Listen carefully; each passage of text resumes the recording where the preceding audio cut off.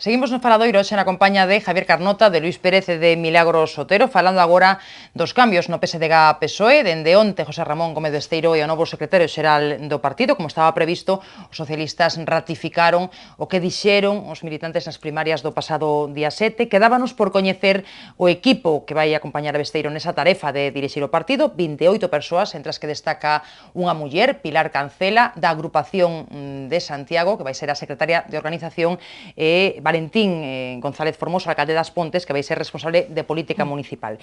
Di Besteiro que traballará para facer do PSDG-PSOE a única alternativa real de goberno fronte á dereita en Galicia, e aí, por suposto, ten moito que facer, tal e como están as cousas. Non sei se como vistes vos, pois esas primeiras palabras do novo secretario xeral do PSDG-PSOE, ese congreso, esa executiva da que non se sabía nada, pois case ata a última hora, e que cambios se van producir agora nos socialistas galegos, no grupo parlamentario, no partido, na forma de facer oposición. A ver, son moitas preguntas. Javier, as túas impresións.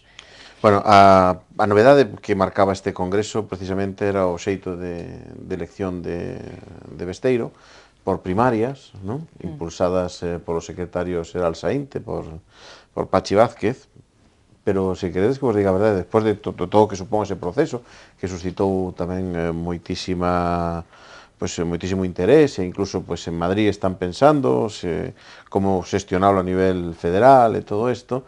Eu creo que é tan novedoso o sisilo con que levou a executiva. É dicir, eu creo que dos 12 congresos anteriores, non pasará nunca, ou case nunca. Eu non sei, non fixen labor de hemeroteca, pero eu xuraría que en todas o día antes, polo menos o 2, o 3, o 5, o 25, non? Pero 3 ou 4 sí que se coñecían, non? Foi capaz de leválo con bastante bo criterio. Creo que, a pesar de que hai unha diferencia, hai un diferencial que foi marcado por todos os medios, non? Entre a súa elección, que evidentemente foi altísima, porque xa estaba elixido previamente 95% nas primarias, pois está claro que todo o mundo iba a ratificar ese voto que fixera anteriormente, e despois a executiva sale con voto máis baixo. 68%. Eu tiven ali. Que pasa? Que o Congreso remata prácticamente cando sabes quen vai ser o secretario xeral. Despois a executiva xa se vai coñecendo, primeiro porque coñeces as papeletas, é dicir, no proceso de elección, a xente mira, tal, ve como queda, e o desinterese perdes, é dicir, marchan algúns delegados, os que son máis de lonxe empezan a decir, ui, hasta o barco canto nos queda, tal, non? Entonces a cousa queda un pouquinho máis... É máis por iso que por disconformidade, queres dicir? Na maioría dos casos, sí. Na maioría dos casos, sí. Incluso cando despois hai disconformidade, o adversario recoñecido aproveita ese resultado para decir que mira canta disconformidade hai, non? Incluso cando é así, se produce pois tamén ese fenómeno, non, de fuxida de algúns delegados, non? Sobre todo os que son máis periféricos. Entonces, creo que está bastante ben equilibrada, que hai, bueno, unha renovación bestial, unha renovación de todos prácticamente menos total, dous, sí. tres, se pode tomar que prácticamente todos son os que forman parte da nova executiva. Renovación desa executiva respecto a anterior non quere decir que non haxa xente que xa ten experiencia de estar en outras direccións tamén, é dicir, non é que sean todos novas incorporacións, e algunhas moi salientadas para Santiago. Creo que precisamente Santiago está moi ben representado, tanto porque Pilar Cancela ascende ao número 2 do partido, creo que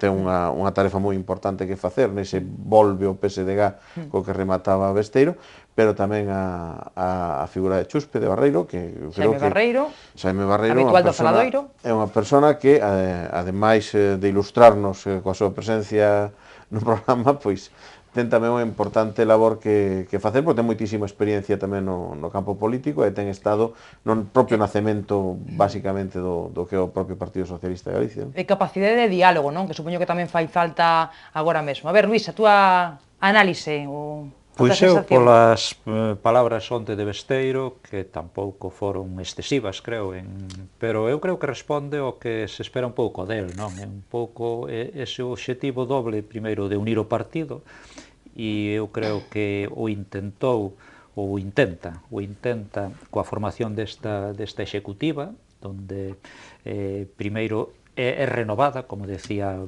prácticamente son todos novos, non porque non tiveran moitos deles xa responsabilidades anteriores, de outros tipos incluso, de xestión, algúns moitos de xestión, senón porque, primeiro, tamén reduce o número, eu creo que eso acompaña os tempos, non?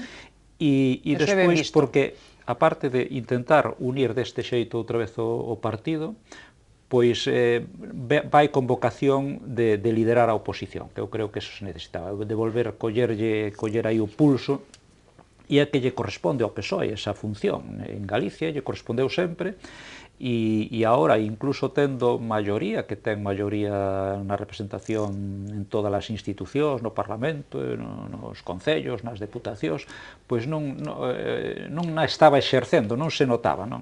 Entón, eu creo que esa é a súa finalidade. Que o vai a conseguir, habrá o que ver, non? Eso xa habrá o que ver a partir de agora. E o feito, a min, a verdade é que, bueno, aquí Javier, pois, un pouco xustificaba, de algún xeito, esa disminución de apoios á executiva, pero é bastante grande. Eu creo que non só hai eso, mellor algúns se foron, pero eu creo que algo máis debe de haber. O mellor tamén porque os colleu por sorpresa, e algúns incluso non souperon nin reaccionar. Cando viron que neses estaban e que eran xente moita casi descoñecida, ou, bueno, supoño que para eles, para min, moitos. Eu creo que a mitad da executiva, algúns me sonan o nome, pero nada máis, outros nin eso, non? Entón, o mellor tamén, que hai un pouco a ver esperar o que fai, non? E bueno, ten un papel complicado pola situación en que está o partido en Galicia, ten un papel complicado. Eu creo que lle convén, creo eu, que manter esa digamos, institucionalidade que el tamén pode exercer porque é presidente dunha diputación e sabe como facelo, e combinar eso coa oposición. Ten que ser o xefe da oposición, e o xefe da oposición sempre ten que ser, digamos, contundente, pero ao mesmo tempo poder tender pontes nos grandes temas. Eu creo que ese vai ser o seu obxectivo, e a ver se o consigue. Non é fácil as dúas cousas. Moito traballo por diante, sí. A ver, Milagros, non, efectivamente non é fácil, porque a política galega, a política en xeral, neste momento, pero como é lóxico, ademais, por os tempos nos que estamos a vivir, pero a política galega está moi crispada. Entón, penso que o Parlamento galego ten unha crispación absolutamente innecesaria que debería ser moderada e que debería ser cambiada. Entón, ao mellor, o relevo, o cambio de caras, o cambio de persoas, a intención de unir, a intención de buscar unha renovación, pois ao mellor eso favorece, ojalá poidese favorecer, porque eu penso que efectivamente eso estamos precisando todos os galegos, se xan ou non votantes do Partido Socialista, non? Penso que é momento de tratar de disminuir grandemente ese grado de crispación, e penso que é moi bo facelo deste xeito cambiando caras. E penso que no Partido Socialista Obreiro Español, por exemplo, pois eso tamén tería que terse producido, porque se non se fai así, dese xeito, xa digo, con independencia de que te gusten máis ou menos que as persoas que están, que eso non ten importancia, pero penso que se non a xente identifica as persoas, as novas, cas que sempre estuveron, entón pois non se muda realmente actitudes, e xa é o momento de mudalas. Efectivamente, creo que o Partido Socialista ten que facer oposición, é bo que nos gobernos haxe oposición, pero a oposición ten que ser unha oposición leal, ten que ser unha oposición constructiva, e ten que ser unha oposición que sirva para algo, porque claro, para tirar os trastos á cabeza constantemente, pois é que penso que os galegos estamos un pouco fartos de esa forma de facer política. Estaría ben que fixara axiña esa reunión con Feijóo, da que falaba o presidente da Xunta esta mañá. Pero non é só facer, estaría ben, moi ben, pero non é só facer a reunión. O problema é facer a oposición ben feita, é de verdade ter esa intención, porque facer reunión, pois facer reunión por facer reunión non é moito. Vamos ter unha foto, pois eso, pero eu diría, incluso atrevería a decir que pode ser unha foto do que hai prácticamente 10 anos era o futuro, e do que é o futuro para os próximos 10 anos. Sería unha foto interesante. vista desde ese punto de vista. Ora, tampouco aportaría máis que ese titular que podíamos dar para o SP de foto que lle podíamos poñer, non? E que poño interesadamente, pero certamente despois hai que demostralo. Eu sigo insistindo en que a crispación que hai no Parlamento beneficia ao partido mayoritario e é, de algún xeito, fomentada ou permitida por quen ocupa en este momento a maioría da Cámara e incluso o propio árbitro desta situación, ou a presidenta do Parlamento, que ten certa connivencia con este tipo de actos. Xa sei que a impresión pode parecer que non, pero se nos centramos, se vemos un poquinho a moviola das xogadas, vemos que cando pita un poquinho raro. É que, por exemplo, Beiras nunca chega a levar a tarxeta vermella. A ver, Luis e Milagros. Bueno, marcha antes, a veces atopas a porta pechada. Pero aí a Beiras parece sí que ten unha certa bula. Claro, o sea, aí ten unha certa bula. Pero, no, eu que o repito casi moitas veces, onte houve eleccións en Austria. Xa gobernaban a socialdemocracia e o centro-dereita, van a seguir gobernando. En Alemania están todos deseando, a poboación, non digo os partidos, que non o sei, están deseando que haxa un goberno de unidade. En Holanda están gobernando así, en casi todos os países, nos países precisamente onde teñen menos problemas, o sea, onde teñen menos problemas pola situación económica. E no sur de Europa, home, agora algúns obligados, como foi Grecia, como é Italia, que aquilo, bueno, a ver como termina todo, porque...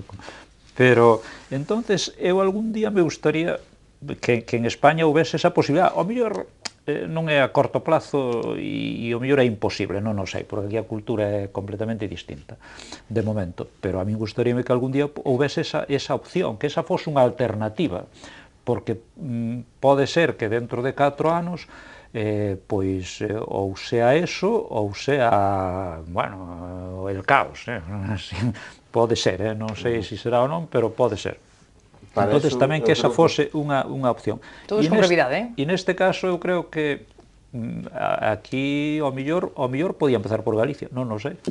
Sería boa alternativa, pero que a diferencia de todos esos países existe un equilibrio de forzas máis radicais ou que representan máis radicalidade, tanto pola dereita como pola esquerda, en esos dous, é dicir, fa unha ocupación mixta do centro en Galicia e en España. Máis radicales pola esquerda, non creo, Que o soe, si, home. Non, digo que eu me refiro a... Non, digo que, por exemplo, en Alemania teñen partidos, por un lado, e polo outro, non, por decir así, máis estrictamente liberais, que agora quedaron fora do arco parlamentario, tamén son máis estrictamente verdes, en ese caso, do que chamamos esa esquerda europea, non? Entonces, bueno, aquí o que faltaría é que, a mellor, dentro desa moderación, que en algún momento parece que entrou de aire, que levou incluso a aumentar o nivel de voto do PP, bueno, pois, lastrara, pois, alcaldes de Beades e cousas polo estilo, non? É dicir, eso que foron lastre que foran deixando, porque senón, non? Non sei, a verdade é que... Vai ser difícil o equilibrio. Difícil o ves. A ver, Milagros. Non podo coincidir nunca ca xente violenta en ningún xeito, nin siquiera violenta ca palabra, nunca. Entón, pois, vexo que efectivamente hai unha tendencia a usar a palabra de forma violenta en todos os sectores, non? Eu penso que eso é un erro. Eu penso que é unha forma de facer política que non debería permitirse. Para mí, unha persoa que no Parlamento, por exemplo, que é a casa de todos nós, porque ali están os nosos representantes. Eu penso que cando non se saben comportar e pasan as cousas que pasan, é que, non sei, penso que é un insulto a todos nós, a toda a cidadanía, e iso non se debería consentir, o fixese quen o fixese, porque non é gracioso, non é unha cousa que é ocurrente esta persoa ou esta outra, é unha cousa verdadeiramente denigrante. Bueno, pois veremos que pasa. Non sei se agardades moitos cambios no grupo parlamentario, ou non sabemos...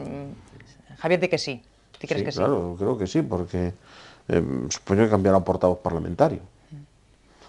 A mellor, pois, sigue o mesmo, pero el xa dixo que non quería seguir, co cual, pois, me imagino que se lle respetan a a súa intención pois é de non continuar, habrá que buscar outro. Ocorre se quen pode facer de bo voceiro, Luís, a ver. No, quen pode non teño nin idea, e menos despois da nova executiva, que a verdade é que, bueno, eu tampouco non tiña nin idea por onde iba a ir, pero me parece, primeiro, que é boa opción a que máis alá das persoas concretas, senón este cambio. Entón, o que parece tamén normal sería que no Parlamento pois fixese algo parecido, a ver, que teña xente de confianza. E iso é normal, cando forma un equipo, ten que ter xente de máxima confianza, porque senón non funciona, Eso sí, ten que intentar, como aí fai ben, intentar integrar o máximo de sensibilidades que se di, eso sí, de aquí, de ali, de todas, e de Vigo, e de Ourense, e de Coruña, e de Ferrol, e de Santiago, pero teñen que ser todos da súa confianza persoal, e máis aínda sendo como foi elexido, que el foi elexido polas bases, donde ten unha autoridade tremenda, non, e entonces toda a xente que vai ter traballando aí ten que ser eso, eu creo que de máxima confianza persoal súa, non? Creo que eso é o fundamental. Creo que é un erro que fan a veces neste tipo de intento de, sobre todo cando se ven da oposición cara ao goberno, non? Que é o que quere conseguir Besteiro, se soe ter a idea de bueno, vamos a chegar a todas as familias, incluso se hai algún persoeiro que destaca, pois tamén o meto, aunque sí que non me leo ben con el. O votante despois, o electorado non é parvo, é dicir, a cidadanía non somos tan tontos como a veces lle parecemos aos políticos en exercicio, efectivamente, non? Entonces, si nos damos conta de, mira, aquel que ao final aguanta pero é como, está aguantando como se tivera un clavo no zapato, e o sabes, e non che gusta, porque parece que por aí hai unha fisura no equipo. É moito mellor que poña xente da súa confianza. Bueno, por salientar unha cousa máis, antes de falar dos orzamentos, que é outra das cuestións previstas para hoxe, o nomeamento de Pilar Cancela como número 2 do partido, o que máis sorprendeu, ou alo menos a min, non? Como que ninguén contaba, non? Non estaba nas quinielas, non? Unha muller, eu creo que de temperamento, de carácter, pareceu a min, por algún faladoiro no que participou, como directora xeral de Relacións Laborais. En todo caso, non sei se vos parece unha boa elección. A ver, Luís, opinións moi breves, É que tampouco teño así concepto dela, supoño. Pola trayectoria, digamos, de xestión me parece perfecta para este momento. Din que sabe negociar, tamén lle vai facer falta saber, non? Iso tamén sempre ven ben. E despois parece que cando veu Besteiro aquí, polo que din, que precisamente non se quedou calada, senón que dixo o que pensaba, cousa que me parece positiva, non? E que Besteiro tamén a escollese para ese posto, pois en principio é algo bo para min. A ver, rapidamente, Milagros e Javier. Pareceme ben en principio, polo tipo de formación que ten, por ese talante que eu penso que non sexa tan conocida, para min, a min pareceme que é unha ventaxa en este caso, e por o perfil que ten de, digamos, negociadora, tamén creo que é un bo perfil para este momento. A ver, Javier. Eu sí que coñezo, tive a oportunidade de falar con ela en algunhas ocasións, incluso sobre o propio Partido Socialista, máis a nivel de Compostela, que era onde milita Pilar Cancela. E nese sentido me daba a impresión de que é unha persoa que polo menos é firme na defensa das súas conviccións, eso é moi importante, e despois, claro, a trayectoria profesional xa indica que ten que ter un talante negociador, ademais, digamos que ben engrasado, non? É dicir, formaba parte tamén do seu traballo, co cal, pois quedalle por diante un longo traballo de aglutinar un partido que en este momento pois está tamén pasando por un momento máis de desconcerto federal, por decirlo así, non? Incluso do que falábamos. Creo que agora tamén hai que pensar en restañar todas as feridas, montar o que é un partido que ten que ser a alternativa de goberno. Bueno, pois estaremos moi atentos. En breve, porque o tempo é pouco. Estaremos moi atentos aos primeiros pasos de Besteiro, do seu novo equipo e do novo PSDG-PSOE.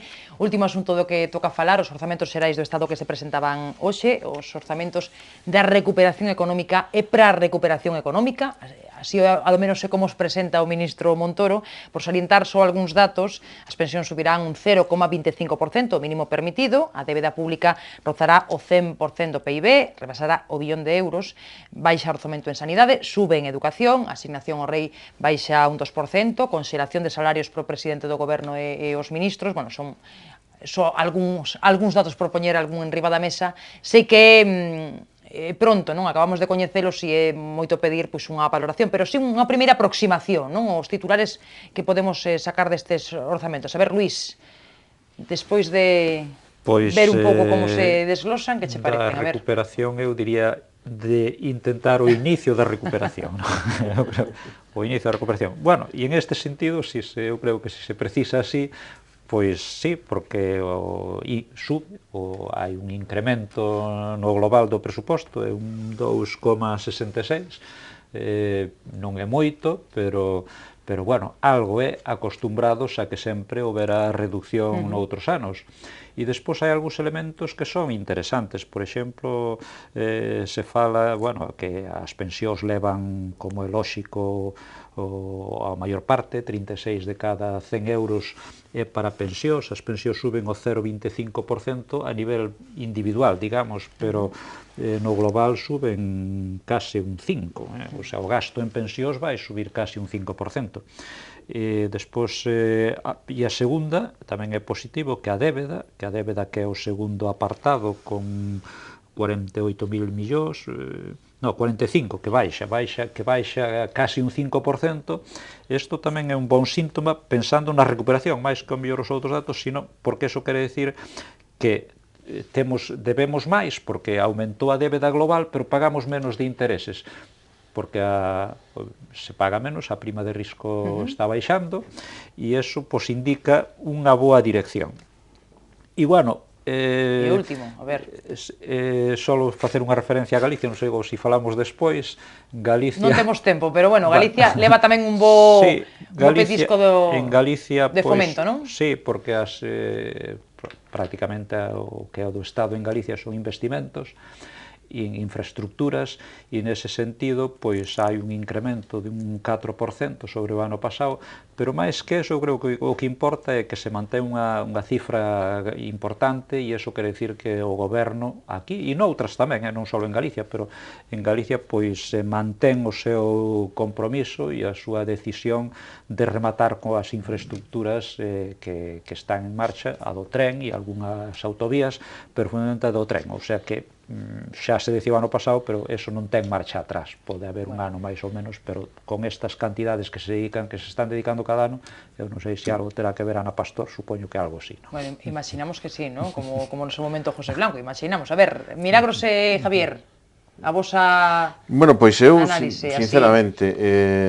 preocupación porque son uns orzamentos que obedecen á ideoloxía que imprime o goberno, é dicir, sanidade, educación, servicios sociais, benestar, todas quedan tocadas, siguen orientadas hacia unha futura privatización de servicios, e agora, como me preocupa, pois sobre todo son as pensións, a pesar de que Lois nos diga que suben hasta ese 0,5, realmente quedan por baixo da previsión do que van subir os prezos a final de ano. Logo hai unha perda de poder adquisitivo dos pensionistas, que ademais teñen que pagar as medicinas, etcétera, etcétera, non? Entonces, bueno, sigue sendo unha situación que, desde logo, eu, sinceramente, non sei, porque agora non salen en público fumando, pero os ministros que fuman deberían levar natas na cajetilla, dentro dos avisos esos que lle poñen, un que poña o triunfalismo mata, porque hai que ter moitísimo cuidado con estos efectos triunfalistas, que queren, parece que xa estamos saindo da crise. Eu me imagino que terá algo que ver tamén cos datos que as enquisas dan ao Partido Popular. A ver, Milagros, que non concorda contigo, pola cara que pon, digo. Pero é mellor que non concorde, porque mellor, claro que sí. Disparidade de opinións, porque senón sería moi aburrido, non? Non concordo, efectivamente. Eu penso que temos que ser conscientes dunha cousa. España, a nosa terra, estaba quebrada, fai nada. E non sei se casi estamos empezando a desquebrarnos, non sei se iso seguro que non é correcta esa palabra, non?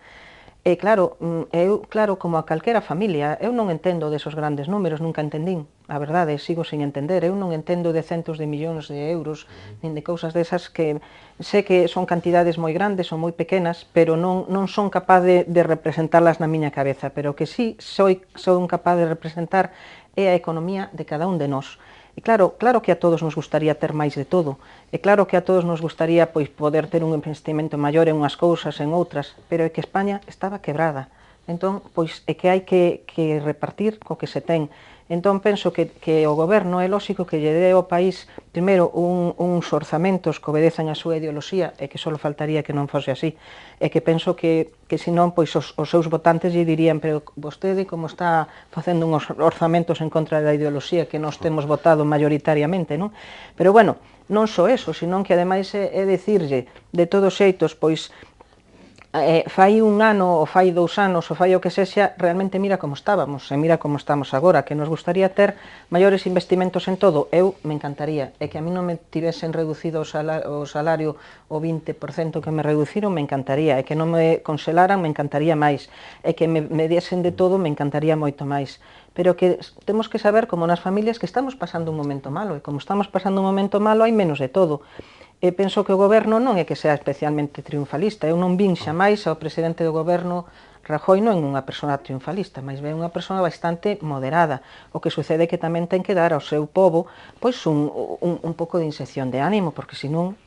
20 segundos, que teño moi pouco tempo. Rápidamente todos. Por que se lle pode recriminar ao goberno todas esas medidas? Porque chegou ao goberno prometendo o contrario. Porque Rajoy dixo que non iba a tocar as pensións, porque dixo que iba a crear emprego. Si, home, pero que Rajoy non é Deus baixado do ceo, allá fora, non? Pero é que tamén chegou un goberno con unhas contas que non eran as que eran de verdade. E por eso marchou o goberno. É dicir, a cidadanía votou un goberno... Sí, pero é que nin siquiera o sabía cando chegou, cando fixeron as contas foi cando veu que donde lle dicían Digo era Diego. Bueno, espero que a capacidade de sorpresa dunha persona que ocupa Moncloa non pase precisamente polas contas que lle entrega o goberno nese momento. Non é só capacidade de sorpresa, é que as cousas son as que son, e cando non hai, non hai. Eu en este momento poño unha familia media de 2 pais parados, nenos soben facendo bacharelato sin becas, a outro universitario acabando as prácticas e facendo as maletas para fora.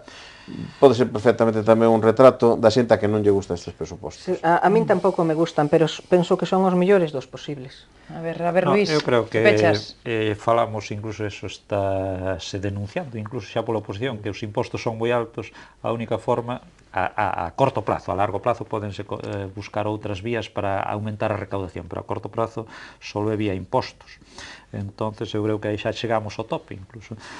Pero falabas aí de educación, a educación é precisamente das que máis aumenta, é o 10%, que parece ser a que vai máis aumentar, pero é que hai, a ver, é que algúns datos son, a situación é complicadísima. Cando falamos de pensións, o gasto en pensións sube en 6.000 millóns, o de desemprego en 3.000 millóns. Se sumamos só o aumento de gasto nesas duas son 9.000 millóns, o presuposto da Xunta, só de aumento.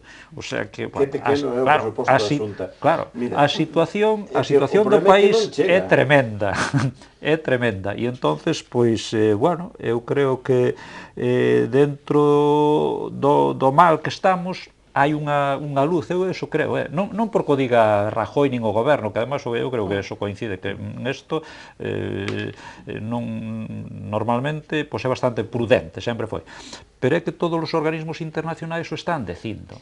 E se a prima de risco baixa, eso é por algo. A Italia, se tos Italia xa non baixa. Estes días está... No, hoxe baixou, hoxe mismo, hoxe acaba de baixar. Sí, baixou, porque eso tamén é italiana. Italia disparouse, non? Pero non só baixa a prima de risco, sino que baixa o precio dos cartos, porque dices, bueno, pois o mellor, no, Alemania está baixando e España tamén, eso non é unha mala situación, ou polo menos previsión de futuro, non? Bueno, poderíamos seguir por aquí, pero temos que deixalo, así que deixámoslo para outra. Dos orzamentos falaremos nós tamén aquí mañá con outros tertulianos. Hoxe despedimos, como sempre, con o noso agradecemento a Javier Carnota, a Milagros Otero e a Luis Pérez. Grazas aos tres por acompañarnos. Grazas a todos por seguirnos un día máis. Mañá volvemos a hora de sempre para analizar como queremos facer todos os días a actualidade da xornada.